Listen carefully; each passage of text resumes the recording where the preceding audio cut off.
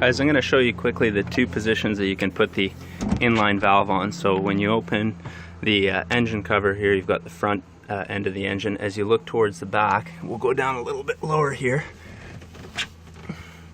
You can see coming right off the back of the transom, this is right underneath the intercooler. So at the back of the transom, you've got a 3/4 inch line coming out the back. This is the primary line coming off of the jet pump. It's teeing off right here, and that tee off is heading up to the intercooler. And then as that line continues, pick it up again underneath there. It actually runs underneath the block, and it comes up. This is now looking at the front end of the motor. This corner here, if you can see it, that's the very front of the exhaust manifold, and this line is connecting right about where my pinky is there, 1 inch to the left of that. That's the front of the manifold. So your first option is teeing off that line, and I think the best place to put it would be right towards the transom there with a 3/4 inch inline valve. Your second option is, if we step back, there we've got our muffler. Now what we're looking at here, again, this is the exhaust manifold. It's running right underneath this 3/4 inch line. See if I can get in there a little bit better. You can see the manifold there.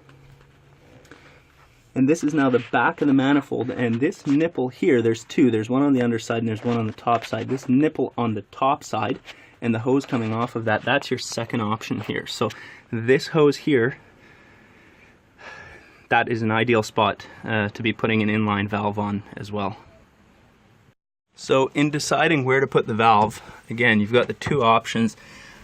Initially, I was favoring this option here right off the jet pump on that 3/4 inch line, and I went out and I picked up a nice full flow ball valve, 19 mil inner diameter, so it's exactly 3/4 of an inch, and I thought that'll be great, I'll just put it right in line there.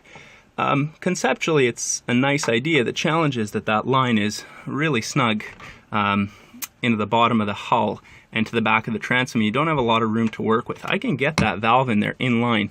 What concerns me a little bit more is being able to open and close that lever easily without hitting some of the surrounding stuff. So I think you could get it in there.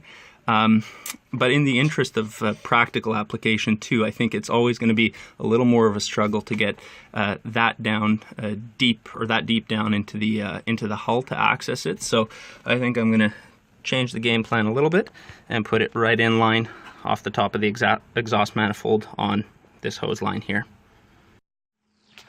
So I think it's easiest to get that inline valve installed with this hose removed. So first thing you're going to do is just undo the two hose clamps, the one that's at the base of the manifold, so on the nipple of the manifold, and the second one that's teeing off. Now I've already undone these so that I can try and get this off with one hand here.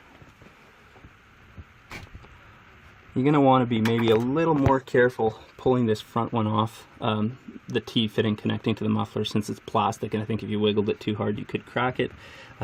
This has got a nice metal fitting off the manifold, so you can just wiggle that one off. There you go, got that hose removed and you're ready to work on it on the bench. Okay, so one point of discussion on this always with the inline valve is making sure that it's not restrictive, and that makes a lot of sense. If you look at the hose itself, you'll see that the ID on it is about 12 or 13 millimeters, which is about exactly half an inch. I agree, having an open full flow ball valve makes a lot of sense, but one quick point is that the actual fittings where it's teeing off and coming off the manifold are about 7 mil, so they're substantially smaller. So I think if you've got a ball valve that's reducing a tiny little bit, it's not the end of the world, but it's good to keep it as close to the inner diameter of that hose as possible. Okay, so this is looking quickly at what's required. Almost nothing for this install. I think you could get it done in 10 minutes or less. Flathead screwdriver, that's for removing the hose clamps. This is the actual hose that we're going to be putting the inline ball valve on, removed from the boat. Showed that just a second ago. 2 additional hose clamps, those will be for your ball valve. And then a nice full flow ball valve. You can get a brass one or plastic. You can see looking into that valve itself that it's got no restriction whatsoever. That's a full flow valve. It's about 12 and a half mil. And again, looking at the ID of the hose, we can see it's virtually identical, so we're going to get no restriction through there at all. Then the last tool that you're going to need is, this is a hose cutter. It's a very nice tool, but if you don't have one, an X-Acto knife will do just fine. You want to make sure you get a good flush and square cut. So looking at doing the actual install itself, this is the orientation of the hose as it sits in the motor, coming off the exhaust manifold and going in towards the muffler. We're going to be putting the valve right in line here. We can see that the length of the body of the valve is about about 1.25 inches or so, so that's how much we're going to take out of the line. We're going to make our first cut in line right there. We get a nice flush cut. You can see if we place the valve in line, you can see about how much we need to take off. I think having a little bit extra on the hose is not a problem at all, so I'm going to shoot to take off about 1 inch here.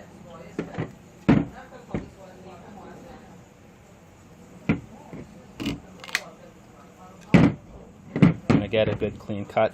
There's how much we've taken out. It's exactly the length of the body of the valve. And then now it's just the function of getting your lines put back on the valve and tightening them down. I'm going to install these, kind of do a dry fitting here on the bench, but I'm going to wait to actually tighten down the clamps until it's back in the boat so that I make sure that I get the orientation of the actual valve in the most optimal position for the setup in the boat. Great, so we've got our whole line reassembled now. We've got our 4 stainless clamps set up ready to go. The 2 above and below the actual valve I've snugged down. I dry fitted it and made sure that the hose orientation was correct. And now we can go ahead and do the reinstall. So I'm going to slide it back onto the manifold itself. And then you can see the hose is lining up nicely and naturally for the T-fitting side, and we're going to press that down into place. Snug those 2 hose clamps down and you're done. So there it is, guys, finished. That's in the open position, so that's a position that you'll always want it on when you're running the boat, whenever you're not towing. Last thing I want to show you here is why I drilled it out and put the keyring on it. Obviously there's a big potential risk here of leaving this shut and running the boat. You could do some damage pretty quick, so I thought the ultimate safeguard against doing that is leaving your desk key down there. So in the event you needed to shut it, you could shut the valve. There's your key ring. Take your desk key, clip it right on there, and I'm trying to do it with one hand, so it's a little bit cumbersome, but you could go ahead and wrap your key around. There you go. You're not going to lose it, and you sure as heck aren't going to start your boat with it while it's down there. So it's a good reminder to get that valve opened up before you fire up.